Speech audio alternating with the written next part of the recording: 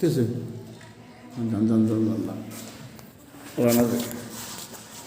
হ্যাঁ ঠিক আছে। আসসালামু আলাইকুম রহমতুল্লাহ। প্রিয় শিক্ষার্থী, তোমরা সবাই কেমন আছো? আমি এম আশিক মোহাম্মদ, সহকারী শিক্ষক, বাংলাদেশ উচ্চ বিদ্যালয় নবরকান্দা ফরিদপুর থেকে সবাইকে ভার্চুয়াল ক্লাসে স্বাগত জানাচ্ছি। আজ আমার আলোচনার বিষয় হচ্ছে নবম দশম শ্রেণীর তৃতীয় অধ্যায় পরমাণু গঠন থেকে ইলেকট্রন বিন্যাস নিয়ে আলোচনা করব। বিশেষ করে ব্যতিক্রম কিছু মৌলের ইলেকট্রন বিন্যাস কীভাবে করতে হয় আমি সেটা খুব সহজে শেখাবার চেষ্টা করব। তবে এই ইলেকট্রন বিন্যাস শেখাবার আগে ইলেকট্রনের বিন্যাসের জন্য যে অরবিট এবং অরবিটালের ক্রমবিকাশ বিন্যাস করতে হয়, সেই ক্রমবিন্যাসটা কীভাবে করতে হয় আগে আমি সেটা শিখে পরে ইলেকট্রন বিন্যাসটা তোমাদেরকে দেখাবার চেষ্টা করব। প্রিয় শিক্ষার্থী, এই ইলেকট্রন বিন্যাসের ক্লাস আমি আগেও আপলোড করেছি, তোমরা তো জেরক্স দেখেছো। তো আজ আর আমি সেই অরবিটাল এর ব্যাখ্যা দিব না, তবে সংক্ষেপে তোমাদেরকে আমি বলি। তোমরা জানো যে এই মাধ্যমিক স্তরে আলোচনার জন্য 4টি অরবিটাল আছে। 4টি অরবিটাল কি? 4টি অরবিটাল হচ্ছে এস, পি, ডি, এফ। এখন এই এস, পি, ডি, এফ কে ক্রমবিন্যাস করে কিভাবে ইলেকট্রনের বিন্যাস করতে হয় সেটা আমি তোমাদের আগে ইলেকট্রনের ক্রমটা দেখাবো। দেখো, মুখস্থ করার কোনো প্রয়োজন নেই। দেখো, প্রথমে হচ্ছে এস। এই এসটাকে আমি করব 2বার লিখলাম। আমার এস এর হিসাবটা আমার হয়ে গেল। এরপরে আসবে কোনটা? পি। পিএস আমি কিভাবে লিখব? পিএস পিএস পিএস পিএস লিখলাম। এরপরে কিভাবে লিখব? ডিপিএস। তো তিনটাকে আমি কিভাবে লিখব? DPS DPS. এরপরে কিভাবে? এফ থেকে শুরু করতে হবে। F DPS F DPS F DPS. তোমরা একটু লক্ষ্য করলে বুঝতে পারবে এস কি করেছি, এস এস। এরপরে পিএস পিএস পিএস ডাবল লিখেছি। DPS DPS DPS. এরপরে কি? FDPS FDPS FDPS. সব কিছু অর্থাৎ 2বার করে লিখলাম। এখন আমাদের তোমরা জানো যে এস যে অরবিটাল, এতে সর্বোচ্চ 2টা ইলেকট্রন করে থাকতে পারে। এই জন্য আমি যেখানে এস আছে তার ইলেকট্রন সংখ্যা 2 করে দেব। 2 2 2 2 2 2 2। এরপরে জানো আমাদের যে পি অরবিটালটা, এখানে সর্বোচ্চ 6টি ইলেকট্রন থাকতে পারে। তবে পি 6 6 6 6 6 6। এখন এস এবং পি। এরপর হচ্ছে ডি। তোমরা যা নিশ্চয়ই জানো ডি তে সর্বোচ্চ 10টি করে ইলেকট্রন থাকতে পারে।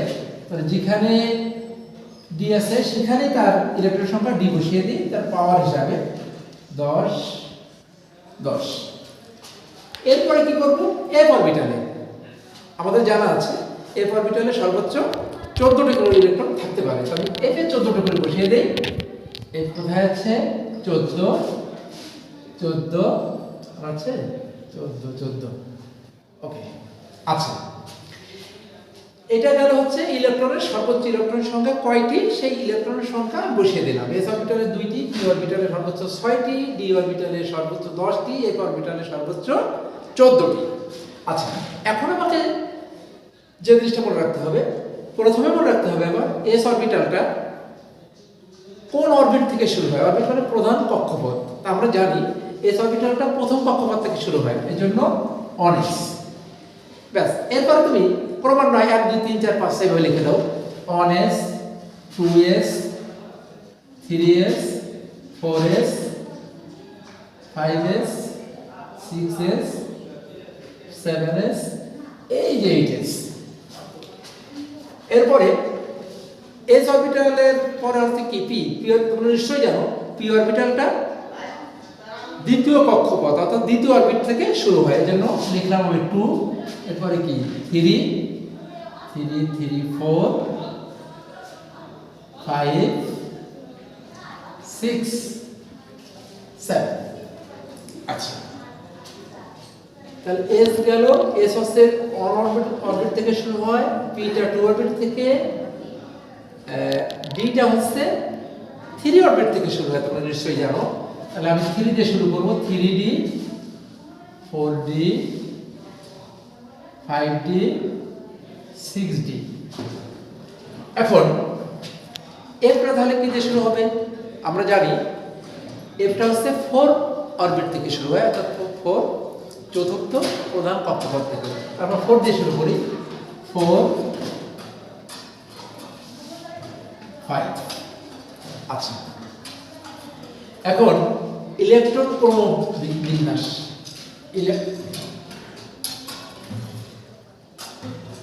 ইলেকট্রন ক্রমবিন্যাসটা কি কিরকম হবে?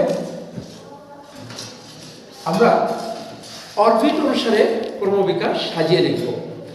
যেমন প্রথম অরবিট, প্রথম কক্ষপথের যেটা কি আছে, অন S2, অন একটাই আছে। দ্বিতীয় অরবিটে কি আছে? 2s2 2p6 2 আর নেই। 3 তে কি আছে?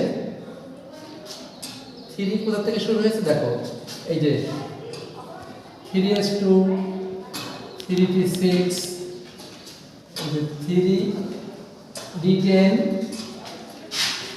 3d10 3 আর নেই। আচ্ছা, এরপরে কোন অরবিট থেকে শুরু হবে? 4। তো 4 অরবিট থেকে কোথায় দেখো, 3d 3s 3p 3d, এবার কোথায় আছে? 4। এই যে 4s2 4p6 4d10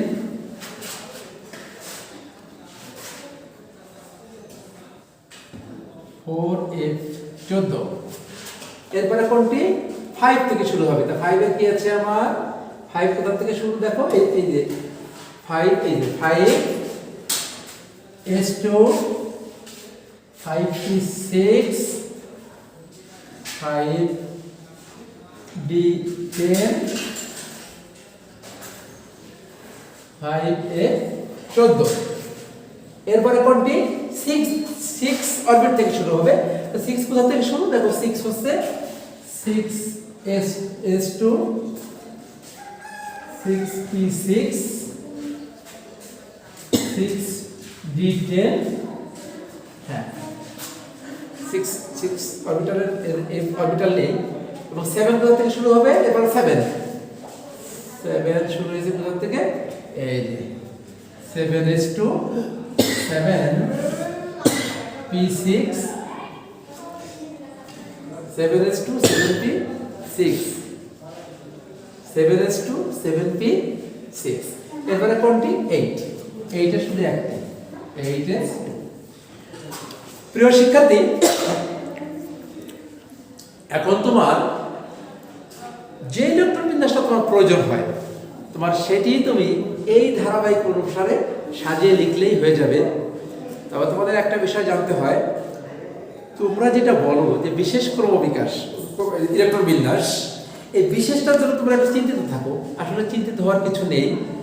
এই বিশেষটাকে কিভাবে সাজাতে হয় তুমি দেখো। আগে আমি একটা নর্মাল ইলেকট্রন বিন্যাস তোমাদেরকে দেখিয়ে দেই। যেমন যে কোনো একটা, ধরো সোডিয়ামের 11। যেমন দেখো, আমরা জানি কি সোডিয়ামের পারমাণবিক সংখ্যা বা প্রোটন সংখ্যা বা ইলেকট্রন সংখ্যা সবই এক। প্রোটন সংখ্যা বা পারমাণবিক সংখ্যা একই কথা। আর প্রোটন সংখ্যা যে কটি থাকে তার ইলেকট্রন সংখ্যা সমান সংখ্যক থাকে, এই জন্যই 11। তাহলে আমরা কিভাবে লিখবো দেখো, এখানে সাজিয়ে দিচ্ছে। এই যে 1s2 2s2 2p6 কয়টা হলো? 2 2 4 6 7 10 আর 3s1।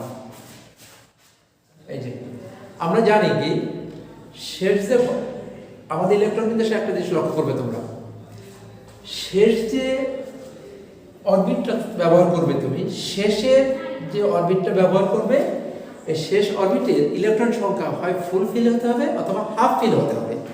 ফুল ফিল অথবা হাফ ফিল, অর্থাৎ ওই ইলেকট্রন বিন্যাসের অরবিটালের যে কয়টি ইলেকট্রন থাকতে পারে তার অর্ধেক বসালেও ওই ইলেকট্রন বিন্যাসটা স্থিতিশীল হবে আর পুরোটা হলেও স্থিতিশীল হবে। এখানে দেখো এস অরবিটালে সর্বোচ্চ 2টা থাকতে পারে, এখানে আছে আমার 1টি, কাজে এটা একটা স্থায়ী ইলেকট্রন বিন্যাস। তো আমি তোমাদেরকে আগেই বলেছি ব্যতিক্রম, তো ব্যতিক্রমের বিষয়টা তোমাদের নিয়ে একটু আলোচনা করি। আসো, সেটা কিরকম তোমরা হয়তো ব্যতিক্রম মনে করো।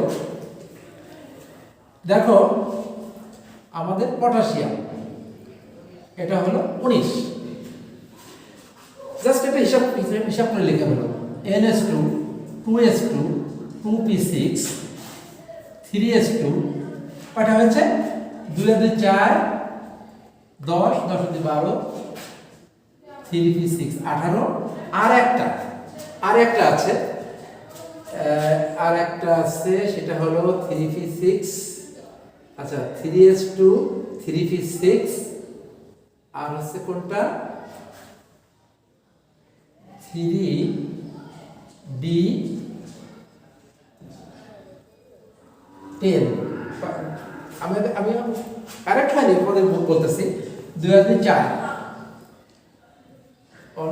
1S2 2S2 2P6 3S2 3P6 3D10।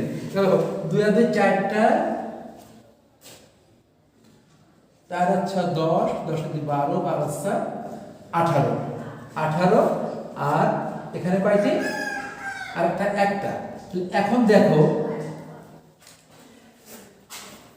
একটা বিষয় তোমরা লক্ষ্য করো, এখানে P6 ঠিক আছে, এই D1টা এখানে কত? 3D।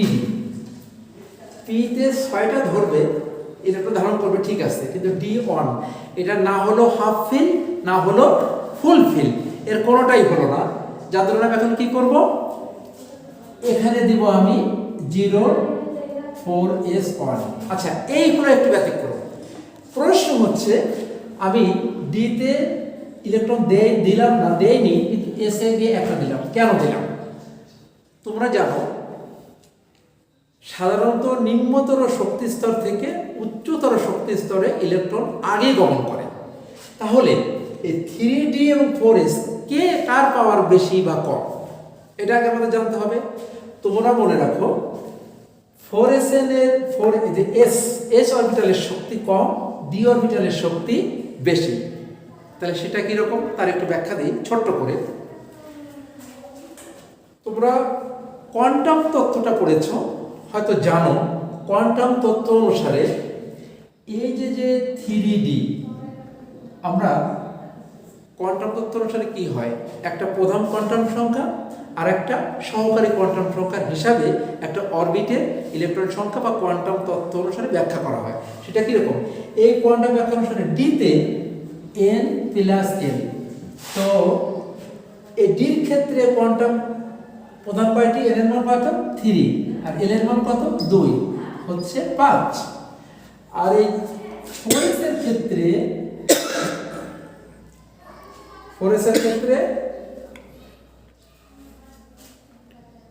n প্লাস n, এখানে কি n এর মান 4, আর s অরবিটালের ক্ষেত্রে সহকারী কোয়ান্টাম সংখ্যা হচ্ছে 0, তার মানে 4। আর এখানে শক্তিশালী কে? শক্তিশালী হচ্ছে ডি অরবিটালেরটা অধিকতর শক্তিশালী, এস অরবিটালেরটা কম শক্তিশালী।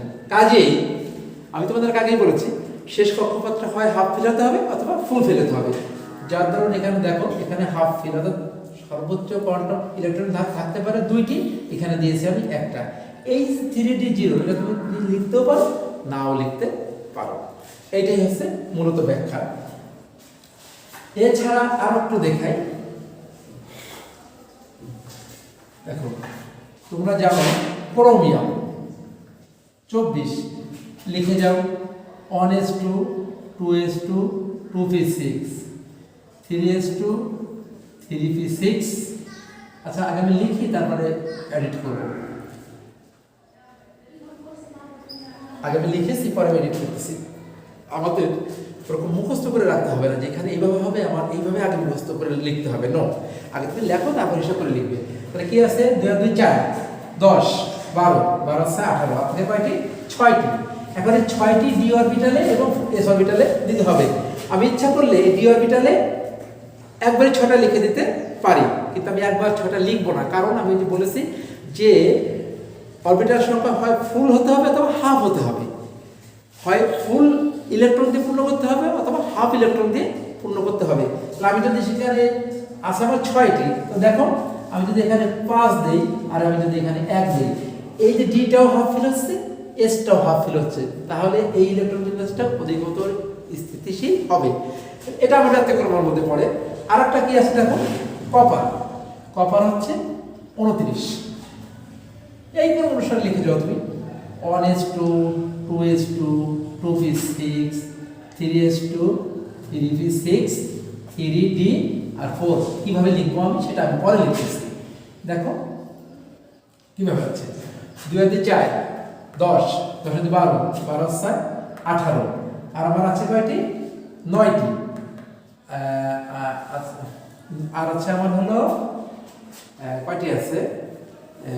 2 আর 2 4, 2 আর 2 4, 10, 10 আর 2 12, 12 হচ্ছে 18, 18, 18 ও 18 আর 10 28, 1। এই যে এটা অ্যাকচুয়ালি কভারটাকে আমরা যদি ব্যতিক্রম বলি, এটাকে আমাদের ব্যতিক্রম করার চিন্তা করার কোনো প্রয়োজন নেই। কারণ দেখো তুমি স্বাভাবিক নিয়মে তুমি বসিয়ে দিয়েছো, লাস্টের ডিতে কি 10টা থাকে ফুলফিল, 10টাই। আমার একটা কথা আছে যে অরবিটালগুলোর শেষটা বা তার আগেরটা যদি হাফ ফিল হয় বা ফুলফিল হয় তাহলে অধিকতর স্থিতিশীল হবে। এটা কিন্তু হাফ ফিল আছে, আর এটা এমনিতেই কিন্তু ফুলফিল অবস্থায় অবস্থান করছে, কাজে এটাকে ব্যতিক্রম করে চিন্তা করার কিছুই নেই। তো আশা করি তোমরা এটা বুঝতে পেরেছো। এই হচ্ছে আমাদের ইলেকট্রন বিন্যাস। তবে তোমাদের সব থেকে যে বিষয়টা মনে রাখতে হবে, প্রথমে আমাদের এই বিন্যাসগুলো সাজাতে হবে। তবে তোমরা কিন্তু তোমাদের বইয়ে যেটা দেখেছো, তোমরা এইভাবে সাজিয়ে নাও, NS2, এই যে 2s, 2p, 3s, 3p, 3d। তো এইভাবে কিন্তু আসলে মনে রাখাটা একটু জটিল বলে আমি মনে করি। তো তোমরা এইভাবে ক্রমটা সাজিয়ে লিখবে, তাহলে দেখবে তোমাদের যে কোনো ইলেকট্রন বিন্যাস তোমরা লিখে দিলেই হয়ে যাবে। এই যে মানে তাদের অরবিট অনুসারে তুমি এইগুলোকে সাজাবে, অরবিট অনুসারে। কিন্তু এইভাবে লিখলে অরবিট অনুসারে সাজানো যায় না। এটা 3 এর আগে 4 আসে, 4 এর আগে 5 চলে আসে, আবার 6 এর আগে 7 চলে আসে। কিন্তু তুমি এইভাবে সাজিয়ে লিখলে দেখো ক্রমবিন্যাসগুলো পরপর চলে আসছে। তো আশা করি তোমরা বুঝতে পেরেছো। আর তো তোমরা একটু চেষ্টা করবে বোঝার, তাহলে নিশ্চয়ই বুঝতে পারবে। তো তোমরা সবাই ভালো থেকো। সবাইকে ধন্যবাদ জানিয়ে শেষ করছি। খুদা হাফেজ।